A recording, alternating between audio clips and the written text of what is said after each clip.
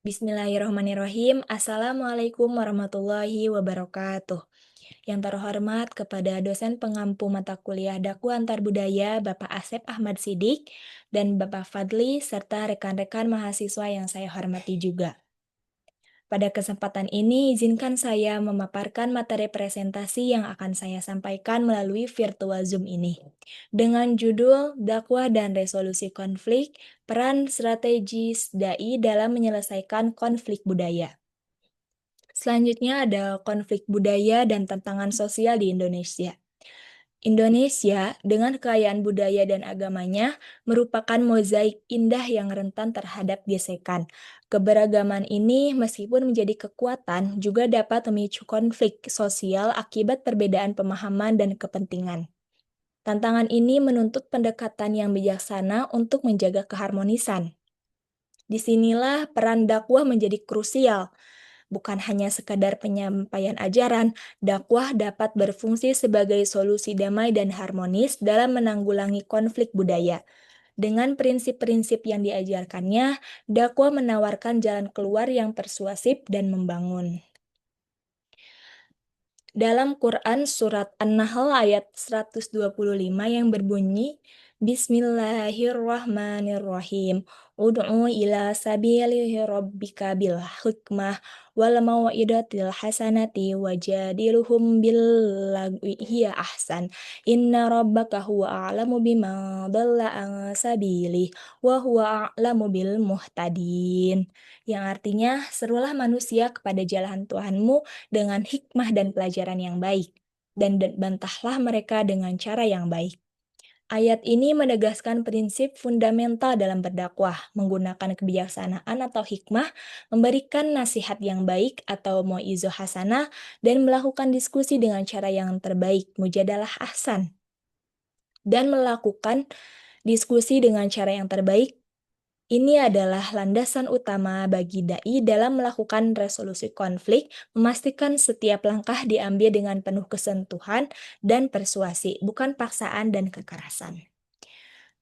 Ada 3 metode dakwah dalam resolusi konflik. Yang pertama ada hikmah.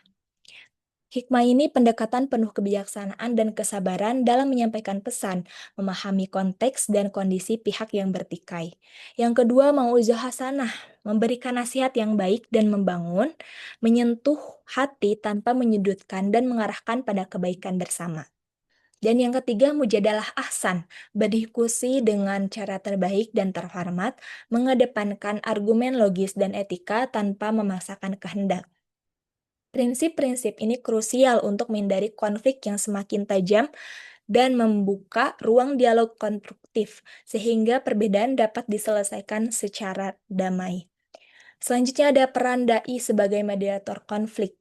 Ada 3, yang pertama ada jembatan komunikasi. Dai ini berperan sebagai penghubung yang netral, menjembatani komunikasi antara pihak yang berselisih untuk mencapai titik temu. Yang kedua, membangun pemahaman. Melalui pendekatan dakwah, dai membantu membangun pemahaman dan kepercayaan, mengurangi prasangka dan mendorong empati. Dan yang ketiga, teladan Rasulullah, meneladani praktik Rasulullah SAW dalam mediasi antar kelompok yang bertikai dengan keadilan, musyawarah, dan perdamaian sebagai pondasi. Dengan landasan nilai Islam, dai memimpin mediasi yang adil, mengedepankan musyawarah, dan berorientasi pada perdamaian berkelanjutan. Selanjutnya ada strategi resolusi dalam Islam. Ada 3. Yang pertama ada klarifikasi atau tabayun, memastikan fakta yang sebenarnya dan menghindari prasangka buruk sehingga akar masalah dapat diidentifikasi dengan jelas. Yang kedua, mediasi atau tahkim, melibatkan pihak ketiga yang netral untuk membantu penyelesaian, memfasilitasi dialog dan mencari solusi yang menguntungkan semua pihak.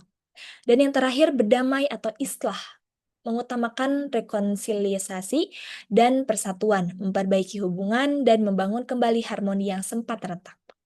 Semua strategi ini berdasarkan pada prinsip berbuat baik atau ihsan dan berlaku adil, membentuk fondasi kuat untuk perdamaian abadi. Studi kasus seperti resolusi konflik berbasis di Indonesia. Contohnya ada di Bantar Kawung, Jawa Tengah. Sebuah konflik sosial berhasil diselesaikan melalui pendekatan budaya rembungan dan suih. Dalam proses ini, peran tokoh agama dan pemerintah daerah sangat sentral. Tokoh agama menggunakan prinsip-prinsip dakwah untuk menenangkan suasana dan membimbing masyarakat. Pemerintah daerah memfasilitasi dialog dan musyawarah, memastikan suara semua pihak didengar. Hasilnya adalah perdamaian yang berkelanjutan, di mana masyarakat belajar untuk saling menghormati perbedaan dan hidup berdampingan secara harmonis. Terakhir, kesimpulan. Ada 3 kesimpulan. Yang pertama, dakwah sebagai alat resolusi. Dakwah adalah lebih dari sekadar penyampaian ajaran, ia adalah instrumen efektif dalam meredakan dan menyelesaikan konflik.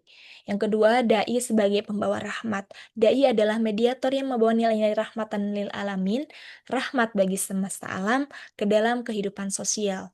Dan yang terakhir, jembatan perdamaian. Mari jadikan dakwah sebagai jembatan perdamaian dan harmoni budaya di tengah keberagaman Indonesia.